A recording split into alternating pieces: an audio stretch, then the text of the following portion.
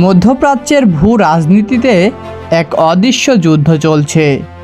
এই যুদ্ধ কোনো খোলা ময়দানে নয়, বরং বিজ্ঞানাগার আর শহরের ব্যস্ত রাস্তায়। গত ১.৫ দশকে ইরান হারিয়েছে তাদের প্রথম সারির বেশ কয়েকজন পরমাণু বিজ্ঞানীকে। ইরান সরাসরি অভিযোগের আঙ্গুল তুলেছে ইসরায়েলের দিকে, আর এই প্রতিটি হত্যাকাণ্ডের পর তেহরান থেকে বারবার একটিই আওয়াজ এসেছে: রক্তের বদলা নেওয়া হবে।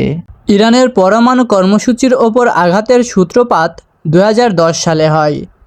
২০১০ সালে মাসুদ আলী মোহাম্মদী তেহরান বিশ্ববিদ্যালয়ের অধ্যাপক রিমোট কন্ট্রোল বোমার আঘাতে তাকে হত্যা করা হয় এবং ২০১২ সালে মোস্তফা আহমদি রোশান তার গাড়িতে চুম্বকীয় বোমা লাগিয়ে তাকে হত্যা করা হয় এবং ২০২০ সালে সবচেয়ে বড় আঘাতটি আসে মোহসেন ফাখরিজাদেহের ওপর।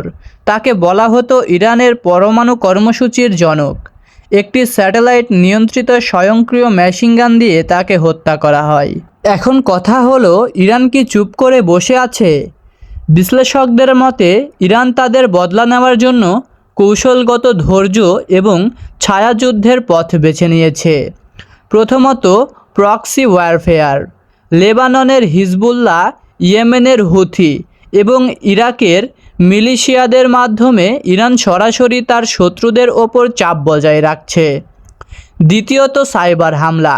সাম্প্রতিক বছরগুলোতে ইসরায়েলের গুরুত্বপূর্ণ অবকাঠামো এবং পানির লাইনে বড় ধরনের সাইবার হামলার ঘটনা ঘটেছে, যার পেছনে ইরানের হাত রয়েছে বলে ধারণা করা হয়।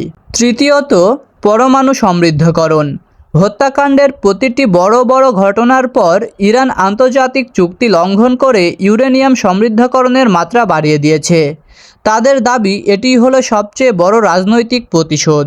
সম্প্রতি ইরানের দামেস্কে কনস্যুলেট ভবনে হামলা এবং তার জবাবে ইসরায়েলের ভেতরে ইরানের সরাসরি ৩০০ এর বেশি ড্রোন ও মিসাইল হামলা পরিস্থিতিকে এক নতুন মোড় দিয়েছে। ইরানের পক্ষ থেকে জানানো হয়েছে, তাদের বিজ্ঞানীদের নিরাপত্তা এবং সার্বভৌমত্ব রক্ষায় তারা এখন যে কোনো সরাসরি সংঘাতে জড়াতে প্রস্তুত। পরমাণু বিজ্ঞানীদের হত্যা ইরানের কর্মসূচিকে থামিয়ে দিতে পেরেছে? এখন এটাই হলো প্রশ্ন। উত্তরটা হবে সম্ভবত না, কারণ প্রতিটি মৃত্যু ইরানকে আরও জেদি করে তুলেছে।